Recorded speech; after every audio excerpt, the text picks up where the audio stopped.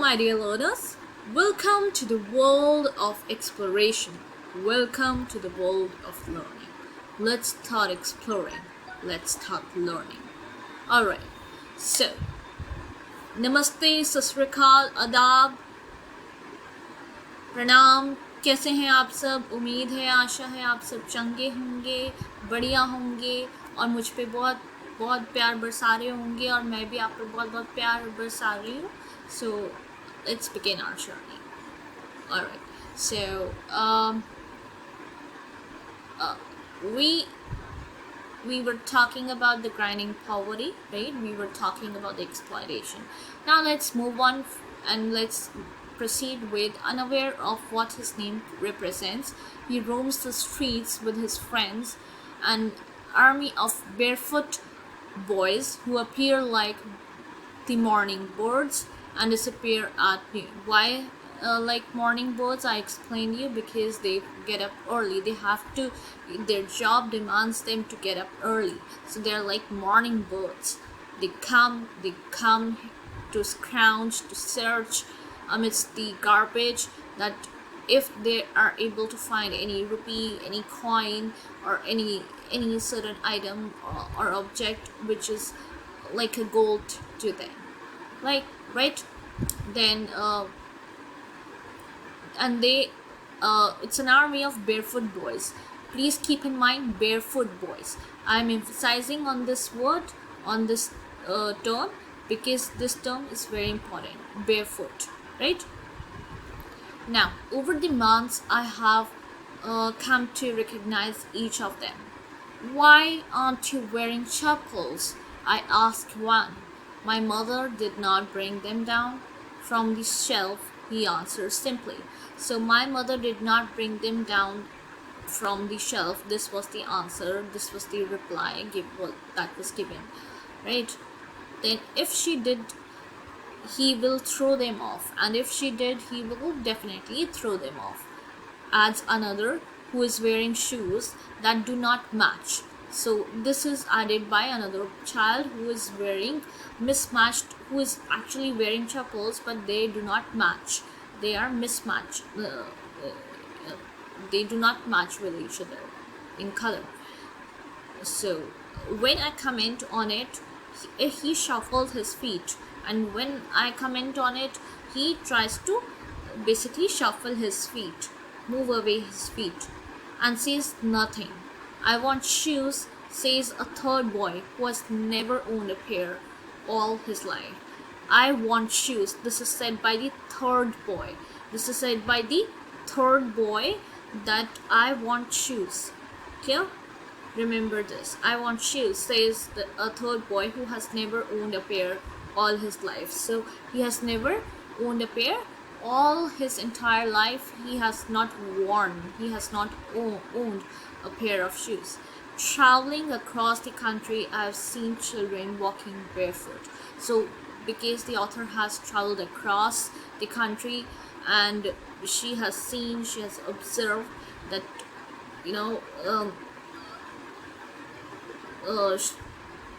she has seen children walking barefoot without any shoes, without any chapels, in cities or village roads. So in village roads, on city roads, it is not lack of money but a tradition to stay barefoot, is one explanation. So this is one explanation that is given by these poor children, by these poor people, that, you know, it's not, it's a custom, it's a tradition.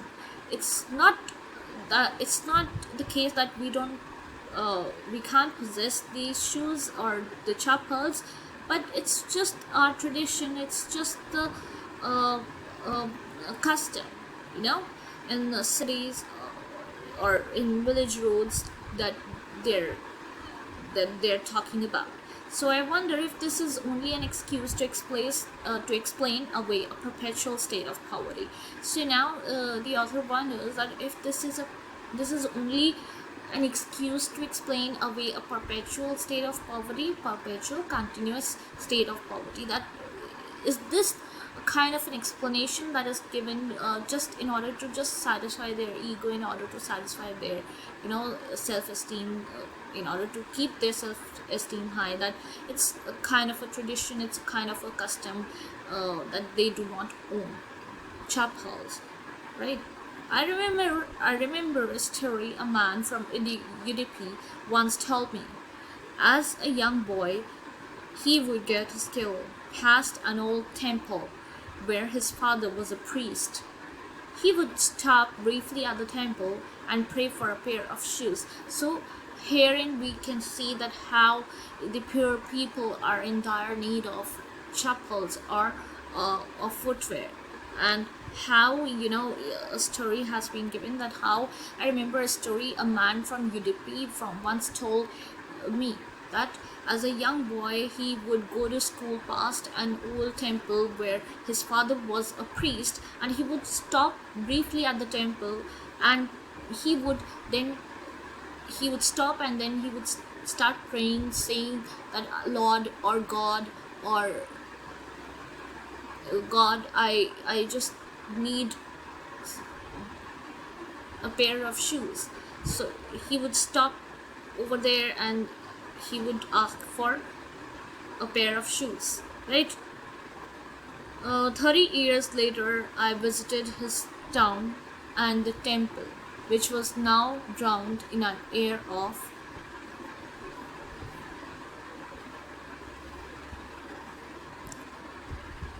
let me make it to 3. Let's move on to page number 3, right?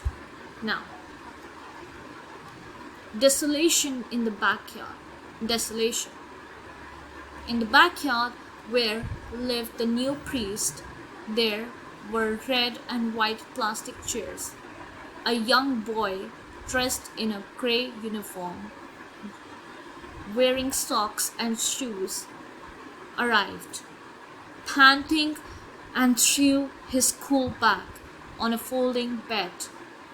Looking at the boy, I remembered the prayer another boy had made to the goddess when he had finally got a pair of shoes. Let me never lose them. The goddess had granted his prayer. Young boys like the son of the priest wore shoes. So young boys like the son of the priest now wore shoes. But many others, like the rag pickers in my neighborhood, remained shoeless. But if we make a comparison, many others, like the rag pickers who are there in my neighborhood, they remained shoeless, right? My acquaintance with the barefoot rag pickers leads me to Simapuri. Now, again, Simapuri is an important term. It's an important word. Simapuri is the name of a place, right? So Simapuri, a place on the periphery of Delhi. Periphery, on the outskirts of Delhi. Periphery means outskirt. So it outside Delhi, right? Suppose this is Delhi. And this is the periphery, right? So my acquaintance with the barefoot rag pickers leads me to Simapuri, a place on the periphery of Delhi, that is outskirts of Delhi, yet miles away from it. So it is Simapuri. When we talk about Simapuri, it is in Delhi. So it is in Delhi, which is the capital of India, right? Which is the capital of India. Now, and which is a metropolitan city, right? Which is a metropolitan city, but it lies on the. But when we talk about Simapuri, remember that it lies on the outskirts of Delhi. It's not inside. It lies on the outskirts of Delhi. That means outside, right? On the periphery of Delhi, yet miles away from it. So it is attached to a metropolitan city, but then it is miles away. When we look at this place, Simapuri, then we get to see that how it is miles away from being a metropolitan city. It does not resonate. It does not it does not mirror the metropolitan glance, right? Then the then it metaphorically, it's yet miles away from it metaphorically. So when we talk in terms of if we talk about if we talk metaphorically, then it is miles away from Delhi, right? Not literally, not literally, not in reality, but metaphorically. Yeah. Those who live here are squatters who came from Bangladesh back in 1971. We're talking about the year 1971. Please underline it. Sahib's family is among them. Simapuri was then a wilderness. So when we are talking about Simapuri, again, it was then, back then, a wilderness, right? It still is, but it is no longer empty. In structures of mud with running water live 10,000 rag pickers. They have lived here for more than 30 years without an identity, without permits, but with ration cards. Please underline, because they have lived, again, very very important. They have lived here for more than 30 years without an identity. So they have been living in a particular city, in a particular nation, with for about 30 years. 30 years is a long passage of time, but without an identity. But still they do not possess any identity, without permits. They do not have any permission to live, right? But still they are living, but with ration cards. How is it possible that they do not have their, they do not have the permit, they do not have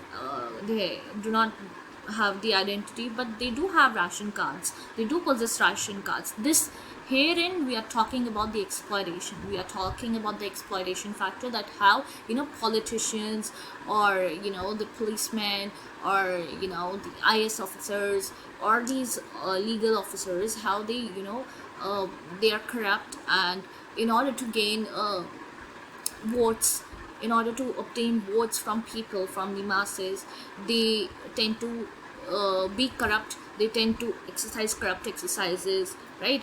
So so on and so forth. And that's the reason why people have ration cards, clear? That get their names on voters lists and enable them to buy grain.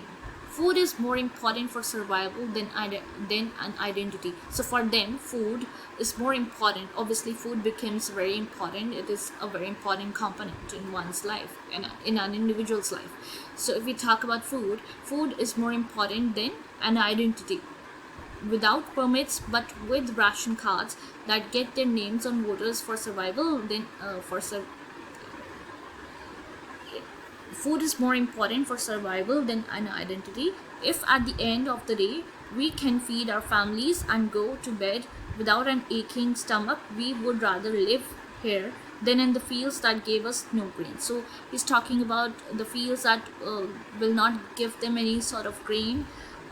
It is better to live in a place wherein there is no identity, but there are means of survival. You have food to eat, you get food to eat at least. So